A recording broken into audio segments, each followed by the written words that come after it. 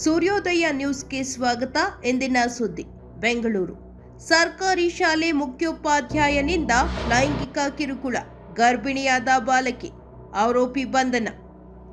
ಪ್ರೌಢಶಾಲಾ ವಿದ್ಯಾರ್ಥಿಯ ಮೇಲೆ ಲೈಂಗಿಕ ದೌರ್ಜನ್ಯ ಎಸಗಿ ಗರ್ಭಿಣಿಯನ್ನಾಗಿ ಮಾಡಿದ ಆರೋಪದ ಮೇಲೆ ನಿವೃತ್ತಿಯ ಅಂಚಿನಲ್ಲಿರುವ 59 ವರ್ಷದ ಸರ್ಕಾರಿ ಶಾಲೆಯ ಮುಖ್ಯೋಪಾಧ್ಯಾಯರೊಬ್ಬರನ್ನು ಲೈಂಗಿಕ ಅಪರಾಧಗಳಿಂದ ಮಕ್ಕಳ ರಕ್ಷಣೆ ಅಡಿಯಲ್ಲಿ ಶುಕ್ರವಾರ ಬಂಧಿಸಲಾಗಿದೆ.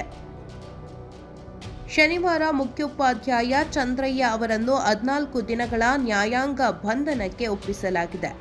ವಿದ್ಯಾರ್ಥಿನಿ 1.5 ತಿಂಗಳ ಗರ್ಭಿಣಿಯಾಗಿದ್ದು, ಆಕೆ ಮುಖ್ಯೋಪಾಧ್ಯಾಯರಿಂದ ಲೈಂಗಿಕ ದೌರ್ಜನ್ಯಕ್ಕೊಳಗಾಗಿದ್ದಾರೆಂದು ತಿಳಿದು ಸಂತ್ರಸ್ತೆಯ ಪೋಷಕರು ಪೊಲೀಸರಿಗೆ ದೂರು ನೀಡಿದ್ದಾರೆ.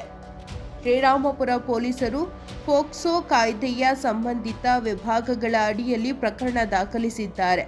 ಮುಖ್ಯೋಪಾಧ್ಯಾಯರು ಸುಮಾರು 1 ವರ್ಷದಿಂದ ಬಾಲಕಿ ಮೇಲೆ ಲೈಂಗಿಕ ದೌರ್ಜನ್ಯ ನಡೆಸುತ್ತಿದ್ದಾರೆ ಎನ್ನಲಾಗಿದೆ. ಶ್ರೀರಾಮಪುರ ಪೊಲೀಸ್ ಠಾಣೆಯಲ್ಲಿ ಎಫ್ಐಆರ್ ದಾಖಲಾಗಿದೆ. ವೈದ್ಯಕೀಯ ಕಾನೂನು ಕ್ರಮಗಳು ನಡೆಯುತ್ತಿವೆ ಎಂದು ಪೊಲೀಸ್ ಅಧಿಕಾರಿಯೊಬ್ಬರು ತಿಳಿಸಿದ್ದಾರೆ. ಬೆಂಗಳೂರು ಉತ್ತರ ಮಕ್ಕಳ ಕಲ್ಯಾಣ ಸಮಿತಿಯ ಸದಸ್ಯರು ಬಾಲಕಿಗೆ ತಾತ್ಕಾಲಿಕ ವಸತಿ ಒದಗಿಸಿದ್ದಾರೆ. ಪ್ರಕರಣದ ತನಿಖೆ ನಡೆಸಿ ಸೂಕ್ತ ಕ್ರಮ ಕೈಗೊಳ್ಳುವಂತೆ ಬೆಂಗಳೂರು ಉತ್ತರ ಜಿಲ್ಲಾ ಮಕ್ಕಳ ರಕ್ಷಣಾ ಅಧಿಕಾರಿಗೆ ಸೂಚಿಸಲಾಗಿದೆ.